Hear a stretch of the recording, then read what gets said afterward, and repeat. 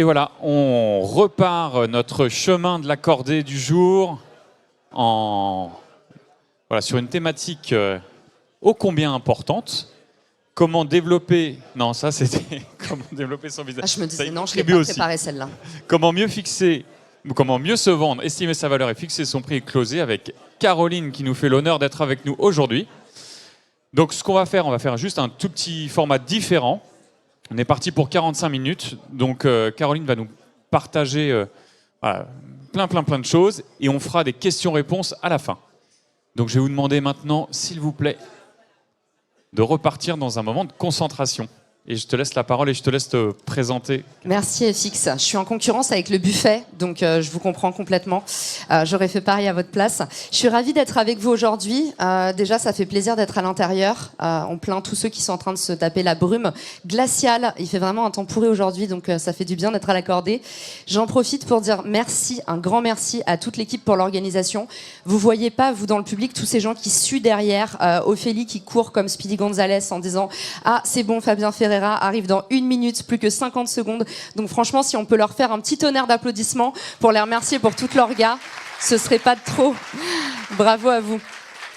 Pour me présenter rapidement, je m'appelle Caroline. Tout à l'heure, là, il y a 1 minute, on m'a dit qu'est-ce que tu fais dans la vie. Et du coup, j'ai essayé d'expliquer à quel point, pricer des offres, c'est quasiment devenu mon métier, alors que ça l'était pas de base.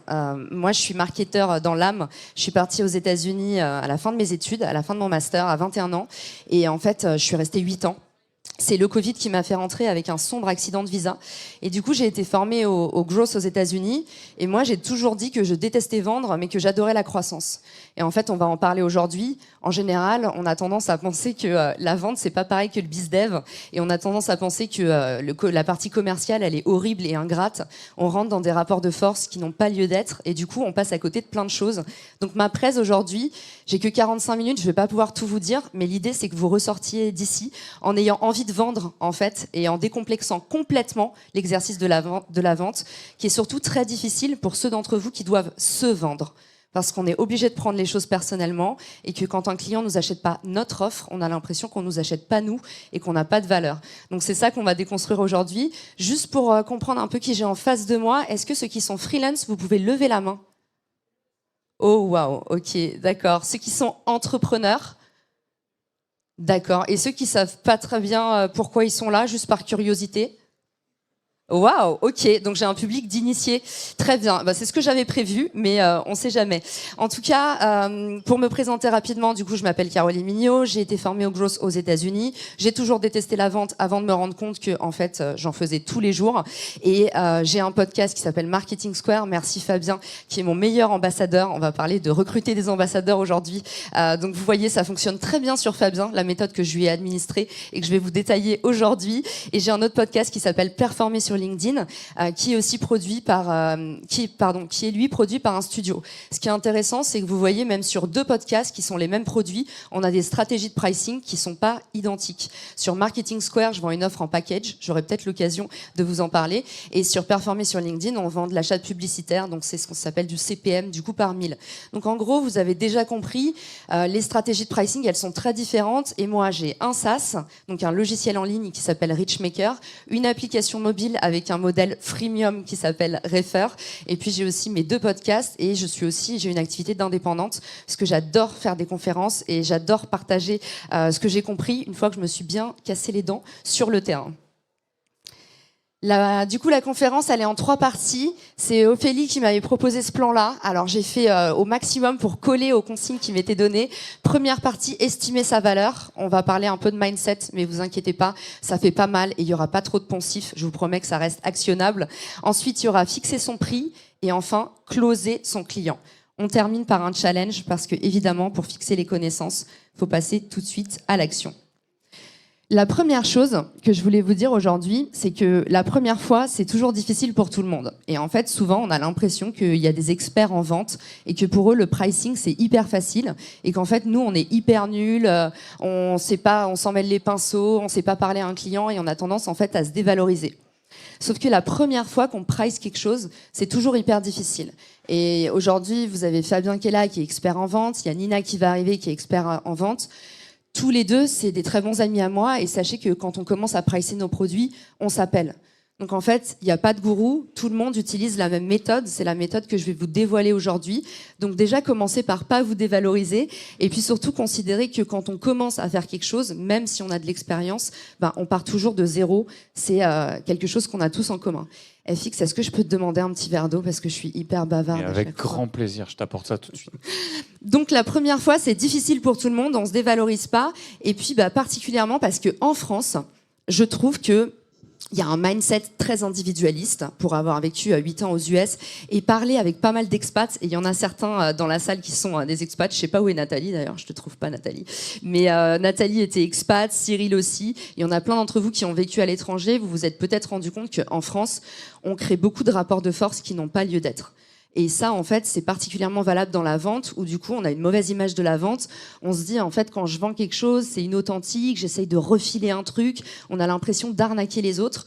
Et ce que je veux vous partager aujourd'hui, c'est la différence entre le fixed mindset et le growth mindset. Et ça, c'est un petit exercice qui va au-delà de l'exercice de se vendre, qui va en fait vous aider dans tout dans la vie, pour juste pas prendre les choses personnellement. Et ça, honnêtement, c'est un biais qu'on a tous et c'est très difficile de s'en débarrasser. Et c'est ça qui nous biaise complètement dans l'exercice de vente, qui fait qu'on sue, on a peur de parler aux clients, parce qu'en fait, on est dans le mindset que si on nous refuse, c'est un jugement et on nous refuse, nous, notre personne. Et en fait, le client, ce qu'il achète, c'est juste un médicament parce qu'il a mal quelque part.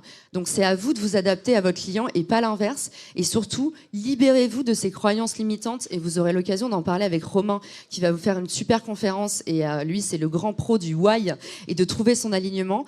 Considérez vraiment que la façon que vous allez avoir de vendre, il faut que vous soyez aligné avec vous-même. Et je vous donnerai un challenge en fin de conférence et je pense que ça va changer définitivement votre manière de vendre. En tout cas, c'est avant tout une relation entre vous et vous-même, la relation commerciale. Je t'avais pas reconnu, Anthony. C'est avant tout une relation entre vous et vous-même. Et du coup, commencez par changer de mindset, inversez votre carte, votre territoire et vous allez voir, vous allez prendre beaucoup de plaisir. Il y a aussi, pour moi, la façon de vendre qui a changé aujourd'hui.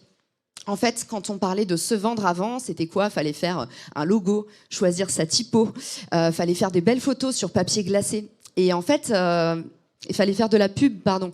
Il fallait aussi fréquenter les salons professionnels, les trucs qui nous donnent tous des boutons, notre génération, avec la petite étiquette, où les gens ils se regardent dans l'étiquette et on se dit ah mais en fait si on s'arrête pas sur moi, c'est que je suis pas assez important. Il y avait tout un tas de trucs comme ça, un peu vieille école. On détaillait nos produits aussi en disant vous connaissez cette métaphore, au lieu de dire tu peux mettre 1000 musiques dans ta poche, on disait jusqu'à 2 gigaoctets de stockage. Donc on était vraiment en fait sur ce mindset-là, cette façon de considérer les choses. Et aujourd'hui, qu'est-ce que ça veut dire vendre en 2023, en 2022, mais j'ai déjà un pas dans l'année 2023, c'est plutôt créer un profil LinkedIn, produire du contenu, quel qu'il soit, rejoindre un coworking et exposer sa personnalité.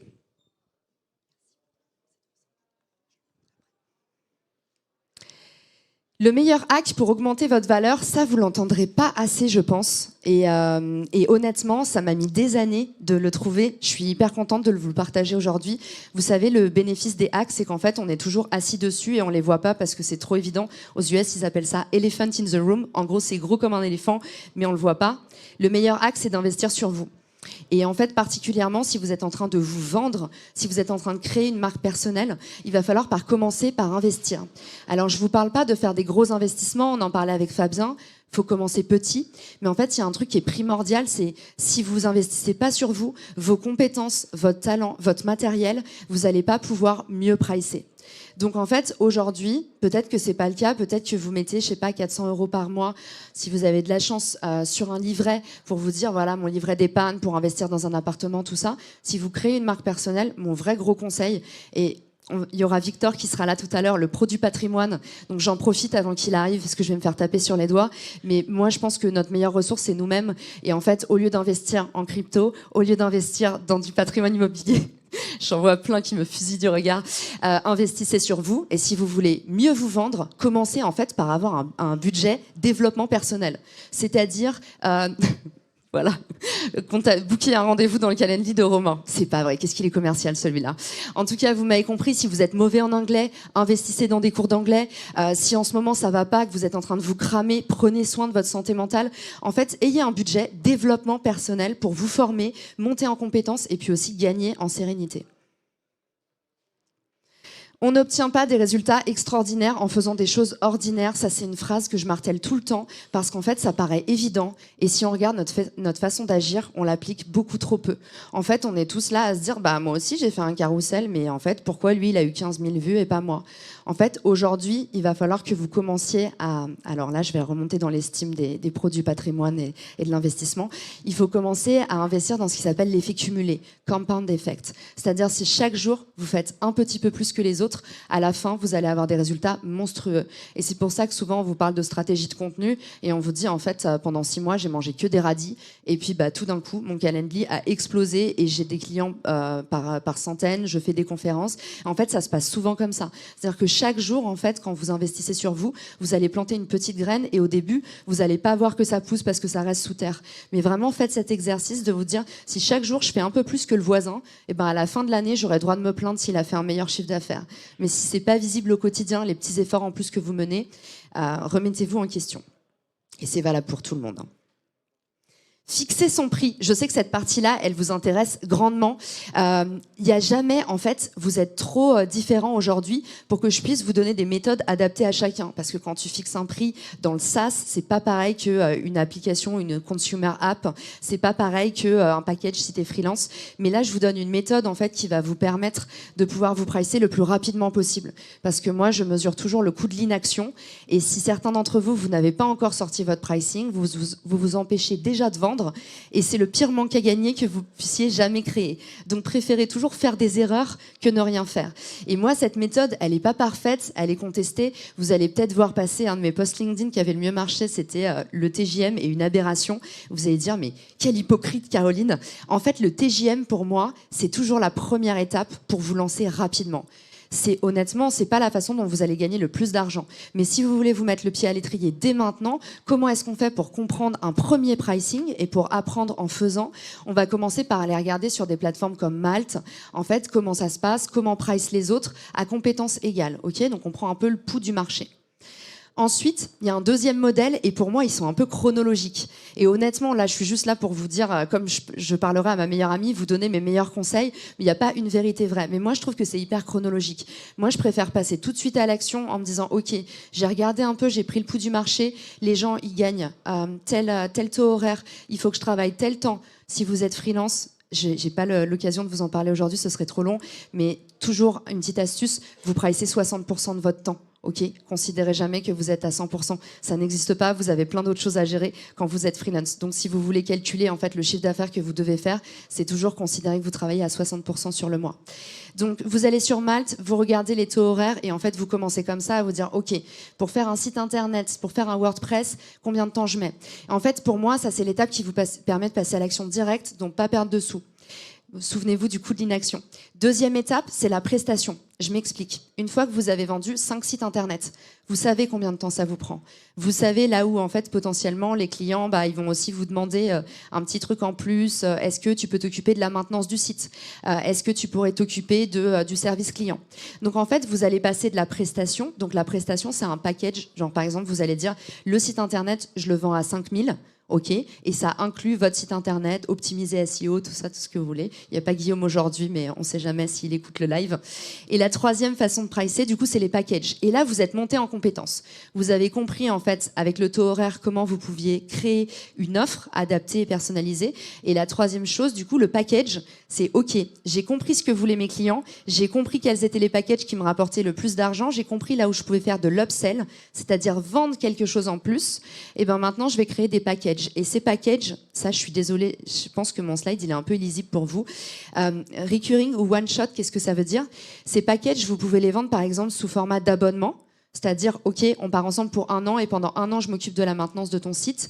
Mais vous pouvez aussi les vendre en one shot, du genre, moi j'ai 3 formats de conférences sur LinkedIn, je les vends individuellement et je les vends aussi en package. Si tu m'achètes les 3, c'est moins cher. Donc en fait, le modèle de package, c'est vous pouvez le faire en abonnement, même si vous êtes freelance. Et ça vous permet d'avoir des revenus stables. ce qui n'est pas du luxe. Alors, comment est-ce qu'on fixe son prix? Donc là, je vous donne la méthode. Ah oui, Ophélie, tu m'as pas menti, tu m'as dit j'ai grossi ta typo, mais là j'ai l'impression qu'on est chez l'opticien. Vous savez, avec les tests 1, 2, 3, là où il faut dire les numéros jusqu'en bas. Effectivement, j'avais écrit un peu petit. Ça, c'est ma méthodologie qui est valable pour tout le monde. Que vous vendiez du beurre de cacahuète ou des vidéos YouTube ou des miniatures YouTube du design. Première étape, on comprend son persona. Et à chaque fois, je vous ai mis les petits outils. Les petits outils qui sont littéralement petits. Je suis désolée pour ceux qui n'arrivent pas à lire, donc je vais vous les dicter. Donc comprendre son persona, le persona, c'est la personne à laquelle vous voulez vendre, ok? Comme a dit Fabien, j'ai adoré, moi je suis 100% pro gratuit. C'est très clivant, il y a plein de gens qui disent faut pas faire de gratuit, ça baisse ta valeur. Les meilleurs clients que j'ai signés, j'ai toujours commencé par bosser pour eux gratuitement. Et je vous parle de clients qui m'ont rapporté des 120 000, des 200 000 euros. Donc, et au début, j'ai commencé par faire je peux pas donner le nom du client, mais j'ai fait une conférence à Vivatech. Et la moitié de mes potes m'ont dit, mais Caro, quoi, tu fais une conférence gratuite? Mais enfin, ça va pas et tout, machin. Donc, moi, je suis hyper pro gratuit. Vous entendrez tout et n'importe quoi. Mais ici, je suis là pour vous donner vraiment mon opinion à moi. Je pense qu'il faut mieux, si vous voulez vraiment un client, c'est hyper important, en fait, que vous montriez patte blanche, surtout dans un marché qui est saturé.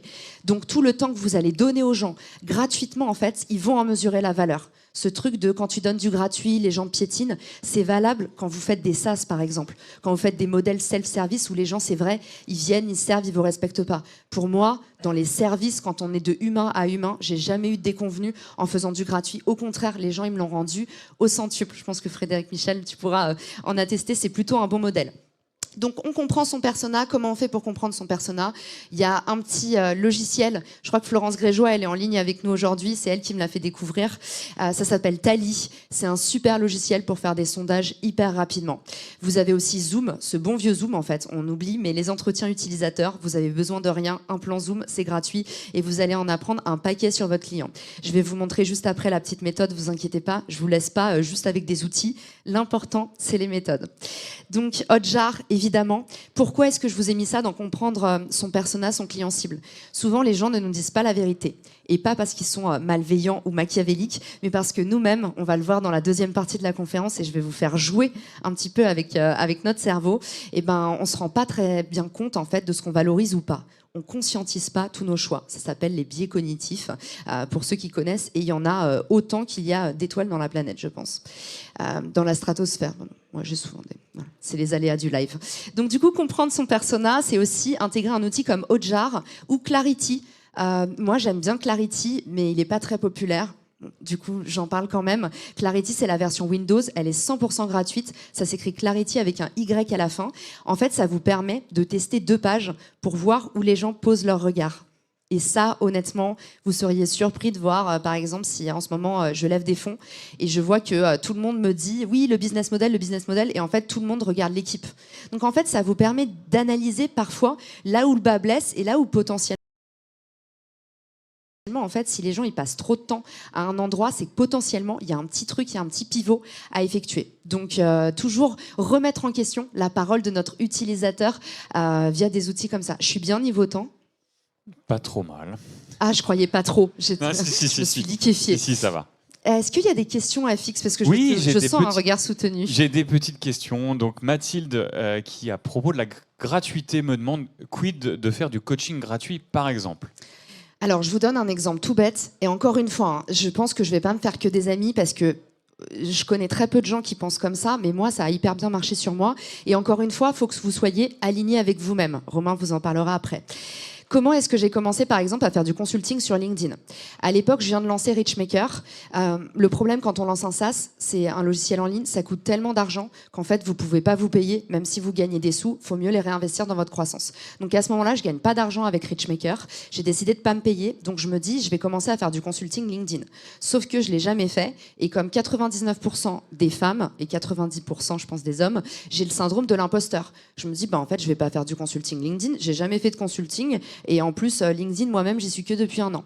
En fait, ce que j'ai fait, c'est que avant de partir en vacances avec ma meilleure amie qui m'avait dit « Caro, libère ta semaine », c'est important pour l'histoire, parce que je m'excuse encore aujourd'hui de ça.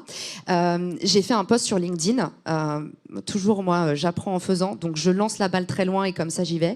Et en fait, j'ai mis un post et j'ai dit « J'offre 20 consultings. Et en fait, j'avais ma semaine de libre et je me suis dit, ça se trouve, ça va pas marcher. Et j'ai mis un post sur LinkedIn et j'ai mis j'offre 20 consulting. En fait, j'audite votre profil LinkedIn. On passe 20 minutes ensemble et à la fin, en fait, vous allez voir l'impact sur les visites de votre profil, votre conversion, les personnes qui vous contactent en MP, les follow, tout ça. Et en fait, mon calendrier s'est pris en un rien de temps. J'ai eu ces 20 consulting. Et en fait, grâce à ça, j'ai fait du gratuit pour les gens, donc ils étaient hyper contents. Ils m'ont tous envoyé des recos. Je leur envoyais après, vous savez, je prenais mon URL recommandé sur LinkedIn et je leur envoyais, je leur disais, si ça t'a plu, n'hésite pas à me laisser une reco. Donc en fait, quand j'ai lancé mon offre, je m'étais entraînée sur 20 personnes qui m'ont mis dans ma zone de confort, qui m'ont dit, c'est mortel, c'est chambé, j'ai des résultats. Donc j'avais de quoi constituer mon offre. J'avais compris comment pricer parce que je leur avais parlé. J'avais des recommandations qui étaient hyper brûlantes parce que les mecs étaient là, putain, elle est vraiment trop sympa, c'est un truc de ouf. J'avais des clients qui m'étaient amenés par les personnes que j'avais traitées gratuitement. Donc encore une fois, le truc de le gratuit, ça perd en valeur. J'entends, mais moi en fait, j'ai jamais eu ce problème-là et je vous partage mon cas particulier. Et en fait, quatrièmement, je m'étais entraînée sur tout un tas de cas particuliers. Donc j'avais réussi à comprendre sur quel cas j'étais meilleure. Par exemple, moi, je suis meilleure sur le personal branding, par exemple, des dirigeants. Je suis beaucoup moins bonne sur la marque candidat, des gens qui cherchent un emploi, parce que je suis pas dans cet environnement. Donc, en fait, vous voyez, mon offre, elle est arrivée après 20 coachings, ça m'a pris une semaine. Et en fait, il y a d'autres gens qui m'ont dit, moi, j'aime pas le gratuit, qu'on commençait à pricer, on en parlera avec Maud, Alaves et tout à l'heure. Par exemple, il y a des gens qui commencent à pricer et qui disent, bah, je vais commencer à 60 € de l'heure, après 70 €. Mais en fait, ils mettent 6 mois à sortir leur offre. Donc là, vous faites du gratuit pendant une semaine et après, vous êtes prêt, votre pricing, il est haut, vous connaissez votre valeur, vous êtes prêt à délivrer et vous avez tout compris de votre offre. Voilà. Hyper clair. Merci. C'était un peu long. Tu vois, non, je pense que Mathilde, ah ouais, on est tous contents, c'est vraiment très clair. Génial. La gratuité, c'est un tremplin en fait. Bah alors voilà, honnêtement, chacun a un avis différent là-dessus, mais tu comprends FX pourquoi je t'ai dit, t'es sûr que tu veux prendre les questions pendant la conf parce que en fait, je suis hyper bavarde. Donc voilà. Donc comprendre son persona, c'est l'étape numéro 1. Je vais vous donner, vous inquiétez pas après, votre petite liste de courses. Je vous laisse pas comme ça. Connaître son marché, la tendanciologie, réseaux sociaux et forums, et au cas où, parce que moi j'aime pas qu'entre entrepreneurs et entre solopreneurs et freelance, on parle que des indépendants. S'il y avait des employés, des gens qui sont salariés, bah en fait, se vendre en tant que salarié, on n'en parle jamais, mais c'est hyper important aussi. Vous avez par exemple des outils comme Glassdoor ou maintenant LinkedIn Salary qui vous permettent de voir en fait, est-ce que je suis bien dans ma jauge de salaire ou pas. Et on parlera de personal branding tout à l'heure. Je vous donne une petite stat de 10 à 20% d'augmentation de salaire sur de l'annuel. C'est ce que gagne en moyenne quelqu'un qui a une marque personnelle développée aux États-Unis. Donc en fait, aujourd'hui, même si vous êtes salarié, vous êtes dans l'optique de vous vendre aussi. Donc ça peut être un tremplin, comme disait FX, pour vous lancer. Troisièmement, trouver sa niche. Là, on a des questionnaires, les sondages et encore une fois, le comportement utilisateur. Un logiciel que j'adore, qui coûte vraiment une blinde. Je suis désolée, d'habitude, je vous propose jamais des produits de luxe. Mais vraiment, par contre, ça enlève de la charge mentale. C'est Instapage. C'est presque 200 € par mois. Mais ce qui est génial, c'est que vous pouvez faire de l'A/B testing tout intégré. Et souvent, en fait, quand je monte des A/B tests à des copains, ils me disent, putain, c'est un enfer à mettre en place. Et je me rends compte que c'est pas du tout actionnable. Instapage, c'est un jeu d'enfant. Donc, si jamais vous voulez vous lancer dans l'A/B testing et que vous avez un peu peur de la machine, allez sur Instapage, vous allez voir, c'est magique. VideoAsk, il est très peu connu. Si vous faites des sondages, donnez-lui sa chance. C'est le petit frère de Typeform. C'est le même pricing. Je crois que c'est 29 € par mois. Et en fait, c'est un questionnaire vidéo. Donc c'est beaucoup plus sympa que d'envoyer les fameux questionnaires boring par email où les gens se disent ok, 5 minutes à remplir, mais en fait c'est les 5 minutes les plus longues de ma vie. Donc la vidéo Ask, carrément, il y a une petite vidéo et c'est vous qui posez vos questions en direct. Ça permet aussi de créer du lien. C'est assez sympa. Ah, merci. Ah bah non, ça marche pas. Je peux faire les deux en même temps. Non, t'inquiète, Afis. Closer son client. Alors, closer son client. Quand j'ai vu le titre de cette partie, je me suis dit comment dire à Ophélie que je déteste le terme closing. Parce qu'en fait, le terme closing, on dit souvent les mots sont des fenêtres, et en fait, le terme closing, il nous conditionne à considérer qu'à partir du moment où la vente est effectuée, on a fini le taf. Et ça, c'est vraiment pour tous ceux qui sont dans les stratégies de croissance, sachez que c'est le pire écueil de la Terre de considérer en fait que votre client, il est acquis une fois que vous l'avez closé. Et en fait, si vous voulez vraiment mieux vous vendre, et c'est le titre de cette conférence, il faut jamais penser que vous closez un client. Il faut réfléchir en fait tout le tunnel de revenus de votre client. Et la façon la plus efficace de gagner de l'argent, c'est pas de courir comme un poulet sans tête pour aller chercher le plus de clients possible. C'est vraiment, en fait, de capitaliser sur votre client une fois que vous l'avez pour justement faire en sorte qu'il dépense le plus possible, qu'il reste le plus longtemps et puis qu'il finisse par vous recommander.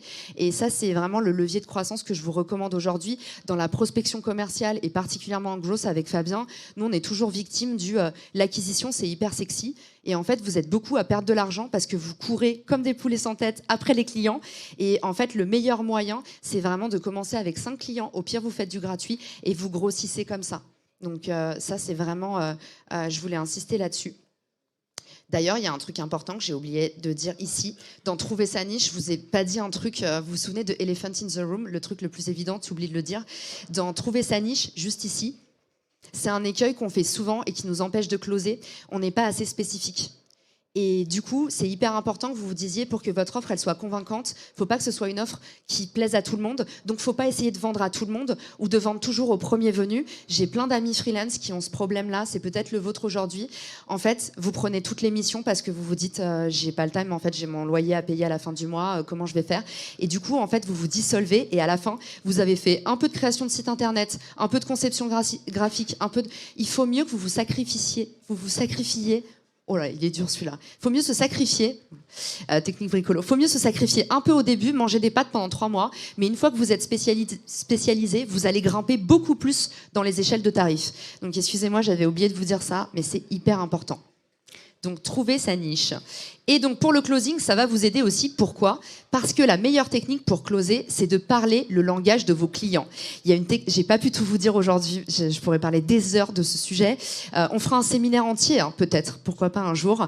Mais pour le coup, il y a une technique que j'adore, c'est la technique du yes man. Et vous la connaissez avec vos potes à l'apéro, vous savez, quand en fait ils vous disent des trucs et vous vous dites OK pour un verre, et à la fin vous rentrez à 6h du matin avec le mascara qui coule et vous vous dites mais comment j'en suis arrivé là, je bosse dans 2 heures. Et ben la technique du yes man, elle est topissime aussi pour closer vos clients. En fait, c'est une technique tout simplement, c'est un peu la technique du perroquet. C'est-à-dire que vous allez dire à vos clients tout ce qu'ils ont envie d'entendre. Donc, ils vous disent, je manque de visibilité, écoute, je vais t'aider à gagner de la visibilité. Et en fait, on n'a pas l'impression que la vente, c'est aussi simple que ça, mais tous les pros de la vente, je montrais Fabien du doigt, il n'est plus là. Ah, t'es là. Merci Fabien, et reporter photo aujourd'hui. Du coup, tous les pros de la vente vous le diront. En fait, c'est aussi simple que ça, la stratégie du miroir. Imitez ce qui se passe en face de vous et du coup, parlez le langage de vos clients. En copywriting, Nina, par exemple, elle vous donnera toujours cette astuce. Vous voulez écrire une page de vente qui est efficace. En fait, commencez par aller regarder sur les forums ce que disent les gens, la sémantique, les mots qu'ils utilisent, les couleurs qu'ils utilisent, leurs émotions, leurs sensations. C'est comme ça, en fait. C'est par la kinesthésie que vous allez les avoir. Et c'est une expression, je ne sais plus qui a dit ça, mais c'est les gens oublieront ce que vous avez dit, mais les gens oublieront ce que vous avez fait, mais ils oublieront jamais comment vous les avez fait se sentir. Donc, reprenez au maximum la sémantique, comme on dit dans le jargon, de vos clients. Écoutez pour comprendre et pas pour répondre.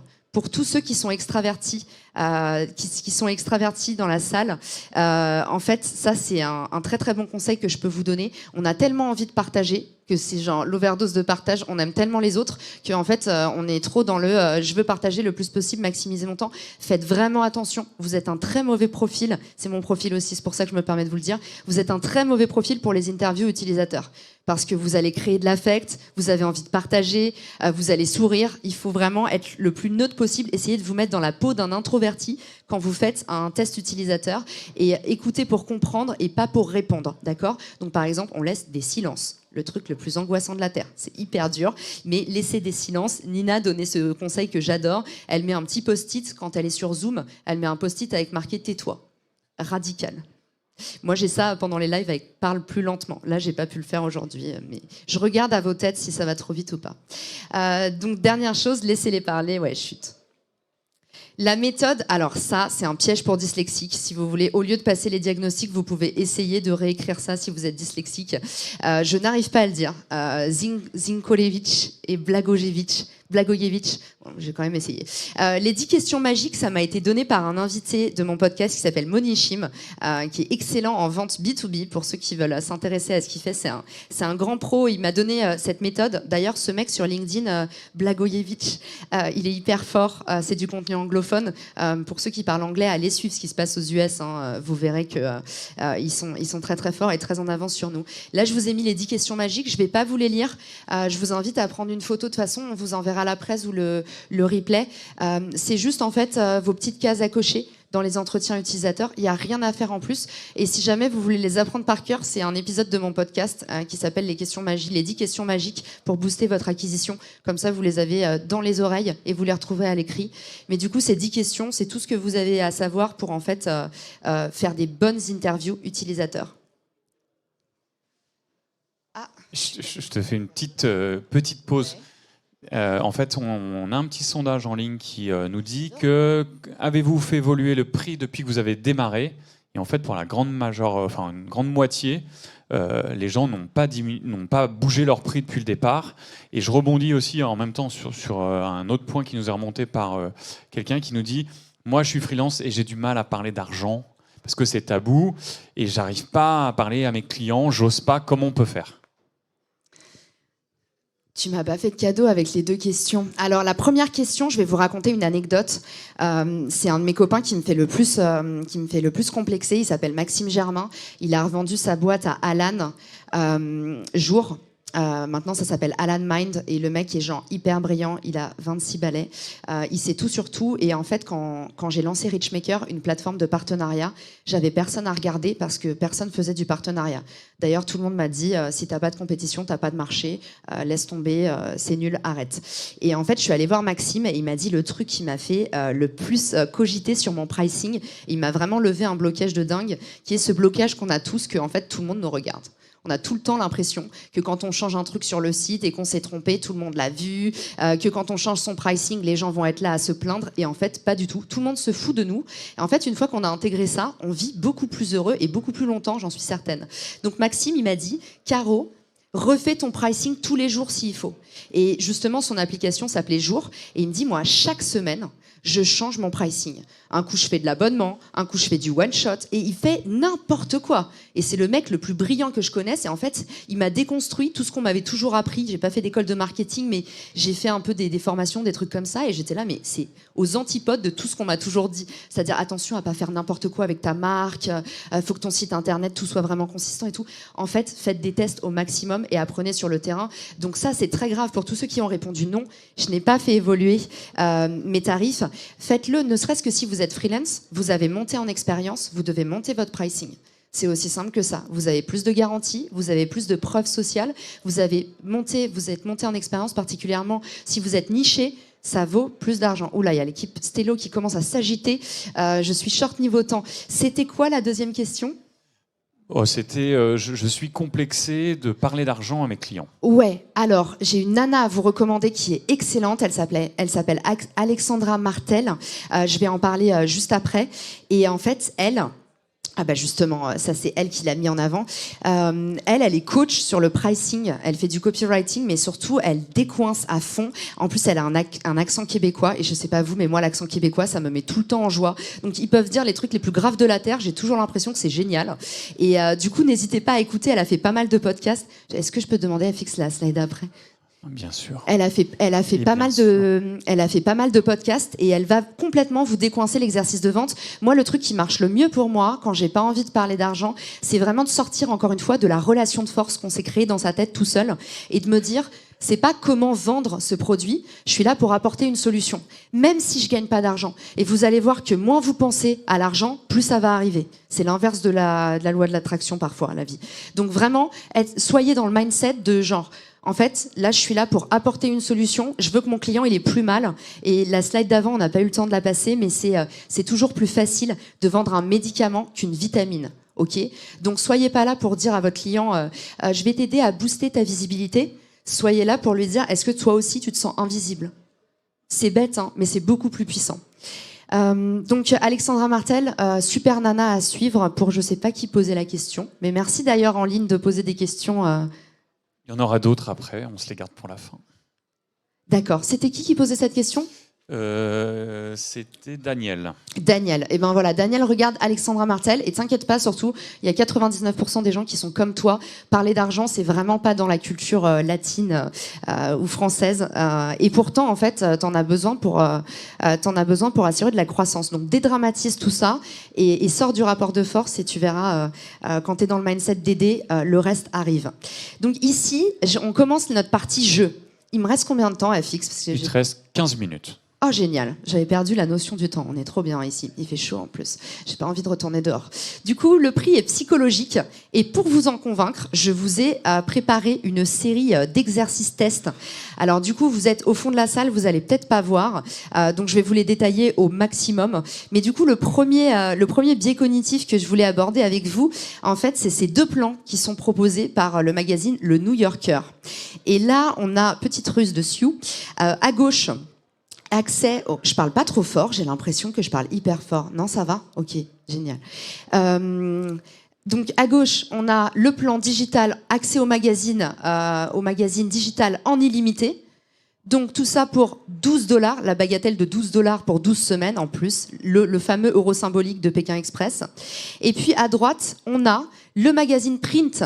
Donc le magazine imprimé que vous recevez chez vous avec en plus la version digitale pour la bagatelle de 12 semaines pour $12 par semaine. $12 pour 12 semaines, je vais y arriver. Donc ici, en fait, évidemment, on s'est rendu compte que l'offre de droite, elle est beaucoup plus alléchante et tout d'un coup, le prix nous semble modique. Et pourquoi est-ce que je vous montre ça ? C'est parce que c'est une ruse très connue dans l'infoprenariat, pour les infopreneurs qui sont parmi vous. En fait, souvent, la première offre, elle est là que pour vendre la deuxième. Et il y a plein d'autres petits biais que vous pouvez activer. J'ai pas le temps de tout vous dire aujourd'hui, mais il y a aussi l'illusion de contraste avec, vous voyez, les best value. Donc tout ça, en fait, ça fait grossir la valeur ajoutée avec le plus, le contraste avec la petite pastille bleue. Parfois, vous voyez le plan le plus choisi. Je sais plus comment on dit, c'est most rated, un truc comme ça. Donc en fait, vous voyez, ok, 90% des gens ont pris celui du milieu. Moi, je veux être normal. Tout le monde veut être normal. C'est trop bien d'être normal. Donc on va cliquer sur le truc du milieu parce qu'il y a de la preuve sociale et qu'on a envie de faire comme tout le monde. Deuxième effet, alors ça vous le connaissez, moi par exemple à chaque fois que je vais sur Booking, j'ai le cœur qui palpite. Ah non, c'est pas celui-là, c'est la slide d'avant. Spoiler.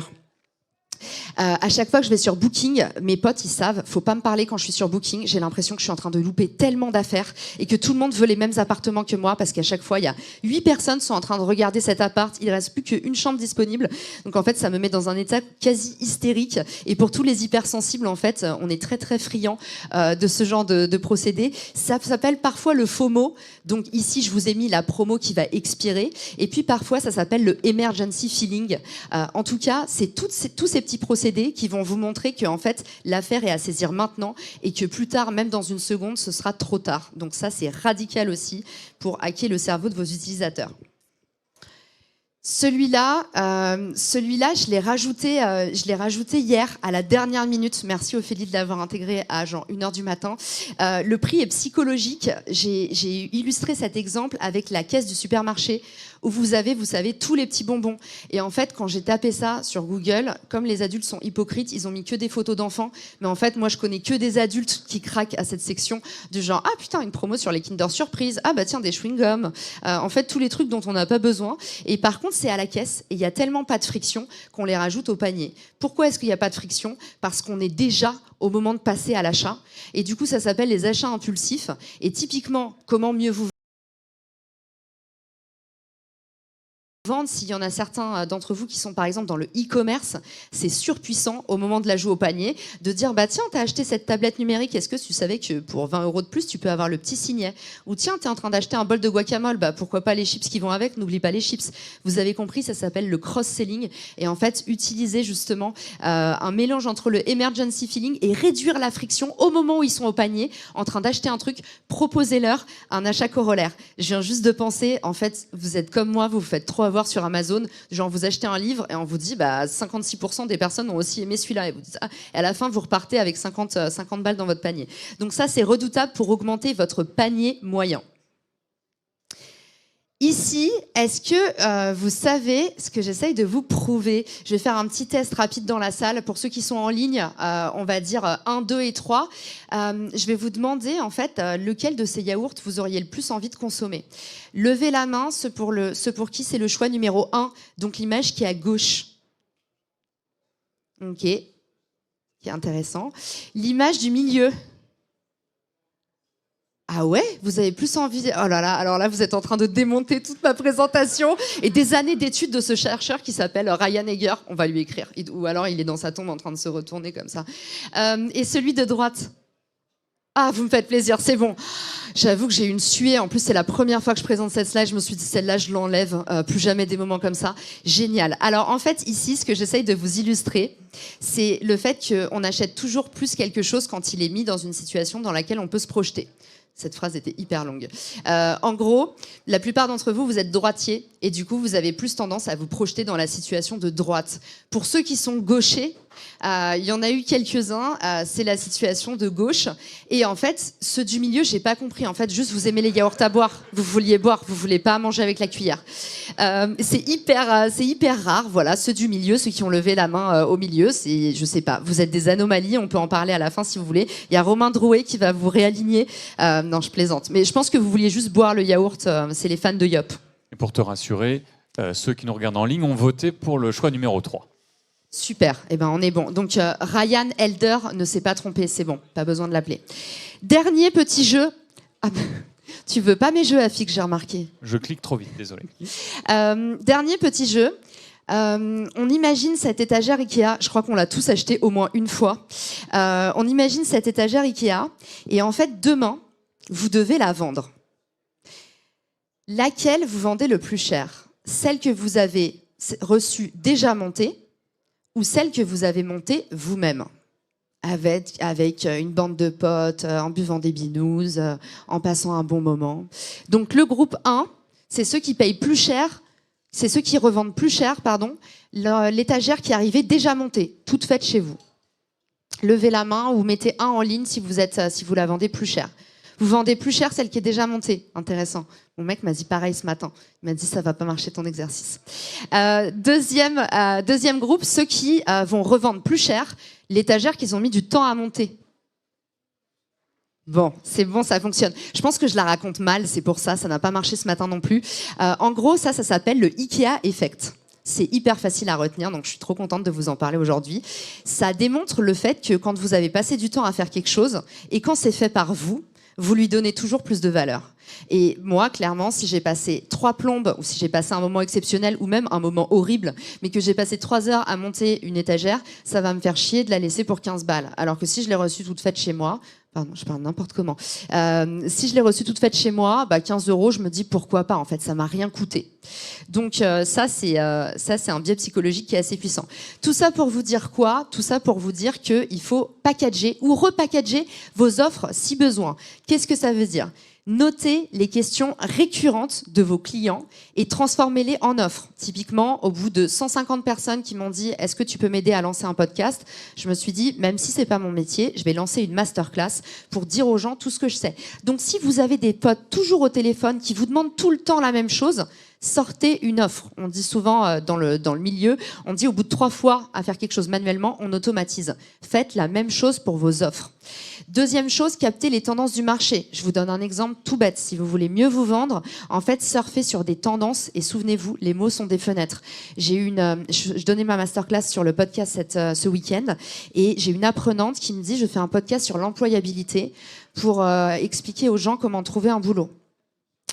C'est pas très sexy comme ça. Par contre, quand c'est tourné en mode le podcast de la marque candidat pour que tu n'aies plus jamais à chercher du travail, là, en fait, on surfe sur l'énorme tendance au personal branding, à la marque personnelle. Pour ceux qui restent après, je vous incite à rester après, vous le savez. Donc ici, en fait, tout de suite, elle va avoir beaucoup moins de mal à lancer une offre de coaching sur crée ta marque candidat que sur on va t'aider à trouver un travail.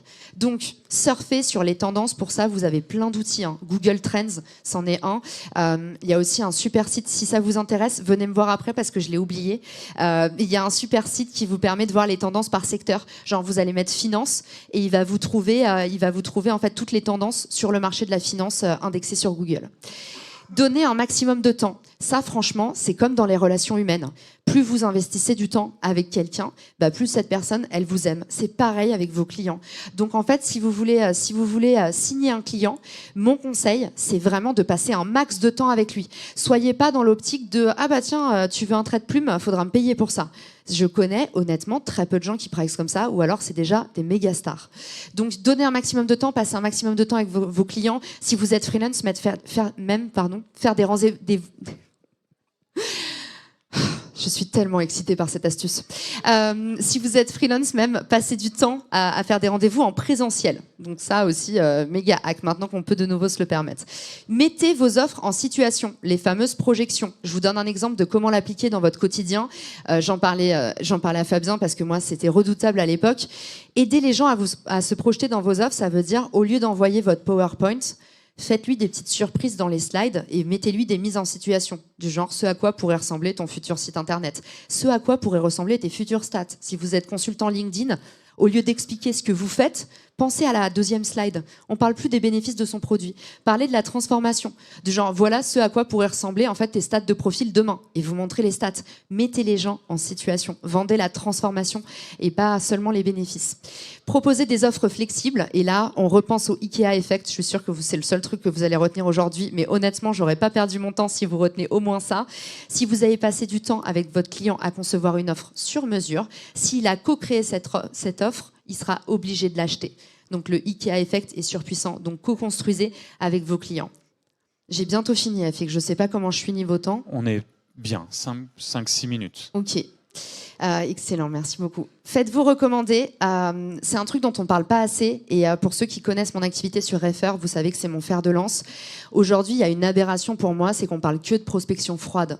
Et la prospection qui close le plus, c'est la prospection chaude. La prospection chaude, c'est arrivé par la recommandation d'un tiers. Autrement dit, la métaphore que je donne tout le temps, c'est essayer de s'incruster en soirée du genre hey, « j'ai entendu du bruit, j'essaye de venir à la soirée, il se passe quoi ici, vous buvez quoi les jeunes ?» L'enfer. Versus arriver au bras de la personne qui connaît déjà tout le monde à la soirée. Eh ben, c'est exactement la différence entre la prospection froide, donc envoyer un email, appeler quelqu'un que vous connaissez pas, versus la prospection chaude, arriver avec le tapis rouge, la voie royale, en ayant déjà capitalisé sur la confiance de cette personne. Pour vous donner rapidement des chiffres, j'ai enlevé les chiffres de la slide parce que je me suis dit je vais faire peur à tout le monde, mais en gros, les avantages de la prospection chaude, c'est vous avez plus de chances d'obtenir un rendez-vous, vous avez plus de chances de signer votre client, c'est pas fini.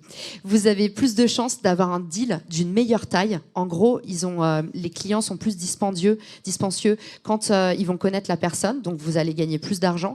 Et puis les deux dernières choses, ça augmente la satisfaction et ça réduit le churn, donc les gens qui s'en vont. Donc autrement dit, ça va travailler tout le tunnel de revenus de votre produit. Donc la recommandation, vraiment, pensez-y, c'est surpuissant. Et Fabien, tu m'as fait plaisir quand on a parlé tout à l'heure, parce qu'en fait, tous les gens qui l'ont essayé l'attestent. Par contre, on n'a pas ce réflexe parce qu'on est encore dans notre culture latine de « j'ai pas envie de demander un service ». Mais si là, maintenant, vous lancez votre offre, passez par votre réseau 1, envoyez-leur un message en disant, même si c'est des gens pour qui vous n'avez pas bossé, des anciens collègues, des proches, c'est ce que disait Fabien tout à l'heure, il m'a fait trop rire, il a dit « grattez votre propre famille ». Mais c'est ça, en fait, c'est aller demander conseil, en fait, aller chercher l'effet tremplin auprès de ceux qui vous connaissent déjà et vous allez voir à quel point vous allez closer plus rapidement. Ensuite, pour moi, créer un système basé sur la recommandation, c'est un peu similaire du personal branding.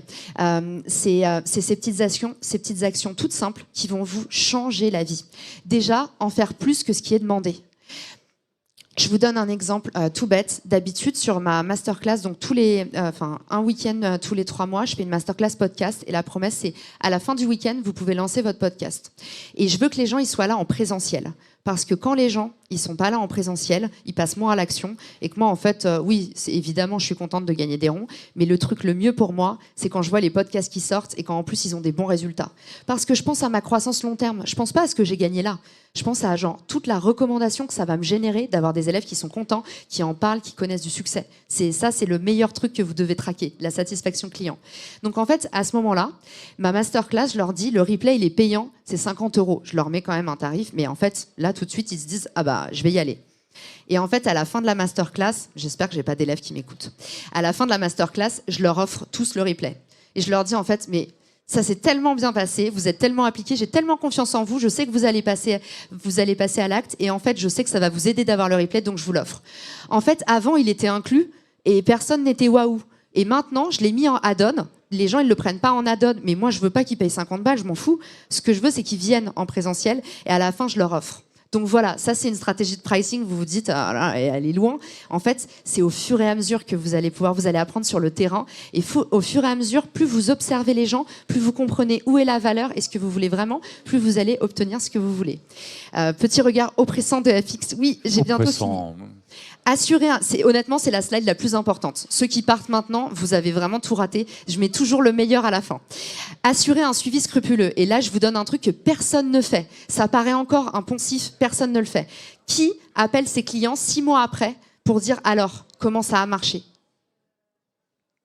Bon, parce que vous êtes des bons élèves dans la salle. Mais pour le coup, on a très peu le réflexe de le faire. On fait le suivi après, on envoie le questionnaire. Tu peux me laisser un avis client ? Ça, c'est déjà une petite astuce que je vous donne. C'est tout de suite, on bat le fer tant qu'il est chaud. Après avoir livré, vous envoyez directement en fait un petit lien pour qu'on puisse vous recommander. D'accord ? Le faites pas 6 mois après, les gens ils vont zapper ou ça va être un peu painful.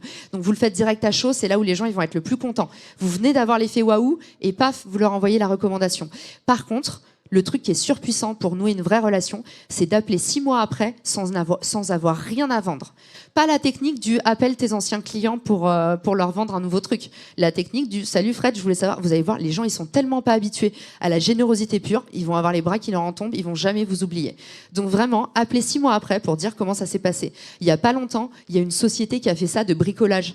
Ils viennent refaire une salle de bain et ils appellent 6 mois après en disant oui, on voulait savoir, est-ce que vous êtes toujours content de votre salle de bain ? Avouez que ça vous est jamais arrivé. En fait, ce truc-là, on l'oubliera pas. Remercier les personnes qui vous recommandent. Ça, c'est un truc tout bête, mais pareil. On oublie de remercier hyper chaleureusement, mais même faites un cadeau. Les personnes qui vous recommandent, gratifiez-les en retour. Parce que le problème, c'est qu'au bout de 2 fois, si vous lâchez même pas un merci, même si la personne, elle vous aime, elle va trouver quelqu'un qui est moins ingrat. Envoyer des sollicitations à vos anciens clients, ça, je vous en ai parlé. Et enfin, nouer des alliances avec votre écosystème. Évidemment, on en parlait, les collectifs de freelance. Ne pas avoir peur du voisin, même si vous faites la même chose. Commencez en fait à faire des alliances, le meilleur moyen de closer. Ou même, pour tout à l'heure, la personne qui nous disait, c'était pas Gabriel, c'était Daniel, pardon, je savais qu'il y avait Yel à la fin, qui nous disait, j'aime pas vendre. Laisse quelqu'un le faire à ta place. Trouve une bonne copine qui est le parfait SDR. La personne, vous savez, qui lance des étincelles, qui est hyper forte, en fait, pour faire la relation commerciale. Et puis toi, derrière, tu délivres. Trouvez des binômes comme ça. Et j'ai presque fini. Cette slide-là, de toute façon, elle est à prendre en photo. C'est ma meilleure slide. FX va peut-être vous la passer si vous êtes sage. C'est ma meilleure slide. Créer du contenu d'autorité. On va en parler à 12h30 et vous allez voir les résultats. Je pense que ça m'a pris 5 ans de mettre ce qui se trouve sur cette slide. Vous allez vous dire que je suis un peu lente, mais en fait, il y a beaucoup d'efforts derrière. Je vous ai trié les contenus qui fonctionnent. Oh, j'adore, j'ai l'impression d'être à un concert de YouTube quand vous levez vos téléphones comme ça. Ça m'a vachement gonflé l'ego. Merci. Du coup, ici, je vous ai mis, selon votre objectif marketing, le type de contenu que vous devez faire. Et le dernier, je l'ai appelé expérience parce que ça fait un peu peur. En anglais, ça s'appelle Demand Gen. Mais c'est en fait des contenus qui vont vous permettre en fait de créer des offres self-service dans lesquelles vos clients en fait, vous créez, je la refais. En fait, la partie expérience, c'est des contenus qui, une fois qu'ils sont créés, ça augmente la valeur de votre offre. D'accord ? Et ça va vous permettre, par exemple, le Help Center, ça vous permet de désengorger le service client. Mais même les freelances, ils font des Help Centers. Mettez un répondeur automatique en disant, voilà, je reviens vers toi cette semaine, je traite mes emails le mardi, en attendant les questions les plus courantes ou les contenus qu'on vous demande le plus. Donc voilà, ici, j'ai pas trop le temps parce que je veux rester dans les petits papiers de FX. Mais prenez cette slide en photo. Et je voulais vous mettre ça pour décomplexer tous ceux qui ont l'impression qu'au début, on part dans tous les sens. C'est complètement normal. Tout le monde part dans tous les sens. Ça veut dire que vous êtes excité par ce que vous faites, et il faut jamais s'excuser d'être vivant. Et j'adore cette citation. C'est un mec, il est prix Nobel de la paix et en plus, il a découvert la vitamine C. Donc, je trouvais que c'était un excellent moyen de clore cette conférence. La meilleure façon d'avoir une bonne idée, c'est d'en avoir plein. Et on passe au challenge. Et là, c'est fini, FX. Un grand, grand merci, Caro, pour ce magnifique moment. Vraiment, c'était trop, trop bien. Merci à vous. Est-ce que j'ai le temps de faire le petit challenge ? C'est 1 seconde. Alors, juste, on a encore 2 petites questions pratico-pratiques, mais tu en as parlé tout à l'heure. Octavia et Frédéric sont intéressés par le nom du site sur les tendances dans les différents secteurs. Je vous ai dit que je l'avais pas tout de suite. Mais oui, mais les gens sont comme ça, tu sais. Voilà. J'aurais dû. C'est 50 € en replay. Non, je rigole. Voilà. Je vous l'envoie. Envoyez-moi un message sur LinkedIn. En plus, vous pourrez tester mon répondeur automatique, qui est le nouveau hack LinkedIn. C'est ça. Trop fort. Merci. C'est quoi ton prénom ? Fabien. Eh ben, vous pouvez remercier Fabien. Exploding Topics. Je crois que c'est pas Exploding Trends, mais à 2, vous voyez la co-création. Exploding Topics. Facile. Voilà. Une autre question de Mathilde. Je me demande si c'est plus pertinent d'avoir des recos sur LinkedIn ou Google My Business. Ou être poursuivi par 1000 canards. Je sais pas. Honnêtement, ça dépend ce que vous faites comme business. Je déteste vous donner des réponses toutes faites. Ça dépend ce que tu fais. Si tu es un commerce local, par exemple, et tu fais des consultations d'orthodontie, on voit que je suis en train de me renseigner pour des nouveaux aligneurs. Si c'est ça, Google My Business, bien sûr. Les gens, ils vont pas booker des rendez-vous d'orthodontie sur LinkedIn. Par contre, si tu fais du B2B, que tu vends des services et que ton persona, il est plus sur LinkedIn, enfin, je suis des réponses d'arracheur dedans, un peu pour rester dans la métaphore. Mais voilà, c'est un peu évident ce que je dis, mais je peux pas répondre plus précisément à cette question. Si vous êtes un commerce local, My Business. Si vous êtes plutôt dans le service, LinkedIn. Est-ce qu'il y a des questions dans la salle ? J'avoue, vous, on vous laisse complètement de côté. Il n'y en a que pour ceux qui sont en ligne. Alors que vous êtes déplacés par ce temps pourri. Bonjour, merci pour ce talk. C'était vraiment très, très inspirant. Ça répond pas mal de questions. Moi, je fais partie des gens, comme beaucoup ici, qui ont du mal avec le pricing. Et moi, j'avais une question. C'est en fait, comment choisir entre un pricing, par exemple, je vais dire des choses, mais genre 60 €, 1 heure de coaching, 150 € ou 3000 €. Comment sentir, quels sont les bons indicateurs pour pouvoir se dire ça c'est trop cher, ça c'est pas assez cher, donc j'ajuste. Franchement, sur la vente, vous allez lire plein de trucs. Si vous aimez bien les petits tricks sur il faut toujours vendre avec un nombre impair. Il y a même des trucs assez dingues du genre le prospect, il faut lui vendre. Il y a un truc en fonction de la première lettre du prénom de ton prospect. Il est plus genre, s'il s'appelle Vincent, il faut que ton truc, que ce soit genre 25 €. V comme Vincent. Je vous jure que c'est une vraie histoire. Il y a des trucs sur la vente qui sont assez dingues. Si vous êtes du genre à veiller tard le soir, allez regarder. Il y a plein de petites astuces. Moi, je déteste ce genre d'astuces. Enfin, j'adore, ça me fait rire. Mais par contre, tous ces trucs sur la vente du genre prix rond, prix par rond, chiffre impair, ça vend mieux. C'est bon à savoir. Mais en fait, le vrai truc, la meilleure réponse que je peux te faire, c'est vraiment de le tester. Donc en fait, tu mets un tracking, tu regardes lequel se vend mieux, quelle est la cible qui t'achète, et il n'y a pas d'autre réponse que celle-là, hein. C'est sérieux. C'est pour ça que je vous disais, mon meilleur conseil, c'est on s'en fout de votre pricing, personne ne le regarde, changez-le peut-être tous les jours, mais c'est en fonction de ton taux de conversion que tu vas comprendre quelle est la meilleure offre pour ton persona. Si tu as fait tout l'exercice de la méthode dont je vous parlais, persona, marché et niche, il n'y a plus qu'à tester maintenant. Ok, merci. C'est quoi que tu vends au cas où, comme ça on te fait un peu de alors en fait, moi je suis en tout début d'activité. En fait, ça va être du coaching en fait, auprès d'entrepreneurs dans la tech. Enfin, visiblement, ça serait ça en gros mon marché quoi. Et tu t'appelles comment ? Fabrice Vallée.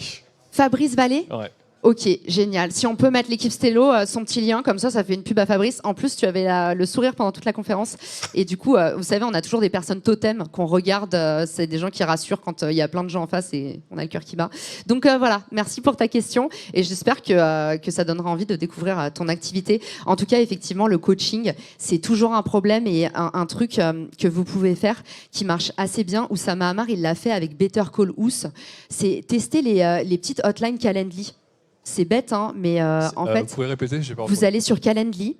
Calendly, ça vous permet, si on peut le mettre dans le chat pour ceux qui participent, Calendly. Calendly, en fait, il intègre une fonctionnalité Stripe et les gens vont pouvoir directement booker un meeting avec vous. Et du coup, alors c'est mieux si vous avez une marque personnelle parce qu'il faut que les gens ils vous connaissent déjà, ou alors il faut avoir fait vos rendez-vous découvertes avant. Mais par contre, ça vous permet de tester plein de packages différents et de voir tout simplement de façon très agnostique qu'est-ce qui clique, qu'est-ce qui est booké et qu'est-ce qui est pas booké. Et tu peux faire des packages sans avoir la lourdeur d'un site internet à développer. C'est une page Calendly. Si vous voulez des exemples, n'hésitez pas à m'écrire après la conférence. Je vous répondrai demain, je pense. Mais par contre, je vous répondrai à tous, je vous promets, et je vous montrerai à quoi ça ressemble les pages Calendly. Vous pouvez vraiment faire des des packages facilement, en un clic, vous récoltez directement les paiements. C'est hyper flexible et ça empêche d'avoir toute la lourdeur pour se lancer, de designer un nouveau site, tout ça. On a une dernière question là-bas, au fond. Bonjour, merci. Salut. J'ai une petite question challengeante, challenging, et puis une Oh, autre, wow. sur le pricing. Pour rebondir sur la question, c'est que pour tester le pricing, il faut quand même avoir un minimum de clients. C'est pas Ouais. comme sur Amazon où tu vas changer ton pricing de 3 à 2 euros et que tu vas avoir tout de suite dans une heure Ouais. l'A/B testing qui va fonctionner. Voilà. Mm. Donc au début, pour un entrepreneur, de passer son coaching de 150 à 100 euros, ça risque de prendre 2 mois avant d'avoir les premiers résultats pour voir si... Donc voilà, moi je suppose que quand même au début, c'est un peu compliqué. La deuxième chose, je vais revenir un peu parce que je voulais poser la question aussi avec l'interlocuteur d'avant, c'était sur la gratuité. Bon, c'est un peu touchy comme sujet, mais ça me fait penser à la musique en fait. Les musiciens, nous, on jouait dans des salles, avant on était payés, et maintenant tout le monde joue gratuitement parce que justement il faut de la visibilité, etc. Et je pense que Nivelin marchait par le bas, comme ça, par la gratuité. Aujourd'hui, c'est peut-être possible parce que il y a peu de gens qui le font, mais si dans 5 ans, tout le monde se met à vendre des trucs gratuits, le marché il va s'effondrer et on va devoir tous obligés de faire des choses gratuites. Donc je pense qu'il faut quand même faire attention à vendre des choses gratuites parce que en termes de marché, c'est pas une super idée que tout le monde se mette à faire des choses gratuites parce que la concurrence, ça va flinguer la concurrence, quoi.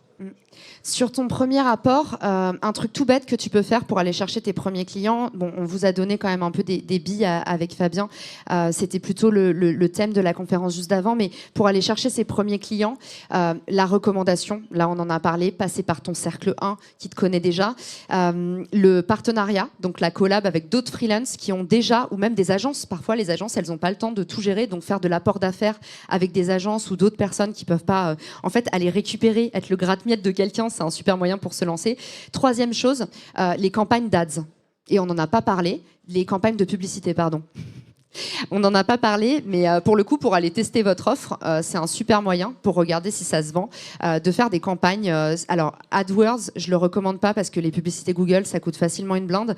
Mais par contre, les publicités Meta, Facebook, vous mettez une enveloppe. De toute façon, sinon, c'est le coût de votre temps à faire des entretiens utilisateurs, parce que pour moi, il n'y a pas d'autre méthode, comme je t'ai dit. Mais du coup, le coût de votre temps, dites-vous, je mets 500 balles, mais je mets 500 balles pour avoir une réponse. Est-ce que ça se vend? Est-ce qu'il y a de la demande? Est-ce que mon discours est converti? Donc ça, c'était pour ton premier rapport. Sur le premier rapport sur la gratuité, tu me fais plaisir parce que je savais que ça allait être poil à gratter et c'est pour ça que j'ai bien fait des énormes disclaimers du genre ça n'engage que moi. Tu as complètement raison et je vais te dire c'est ce qui se passe aujourd'hui pour tous ceux qui créent du contenu. En fait, avant, le contenu que tout le monde donne maintenant gratuitement, avant il était payant. Et le truc c'est qu'il y a des gens qui sont arrivés qui se sont dit moi en fait je veux closer plus rapidement, je veux développer ma marque personnelle et du coup ce que tout le monde vend en payant, moi je le mets gratuit. C'est ce qu'on fait pour la plupart des gens qui sont là et les intervenants que vous allez voir après.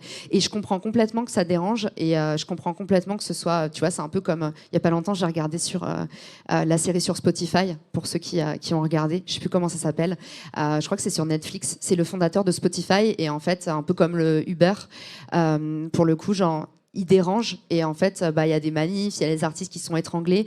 Je pense que malheureusement c'est soit en fait tu vas avec le flow, soit tu es comme Diogène le cynique à l'extérieur de la cité dans ton tonneau et tu dis je résisterai à tous, mais je pense que ça va dans le sens du progrès qui est malheureusement on doit faire de plus en plus de gratuit et j'assume complètement que c'est clivant ce que je dis.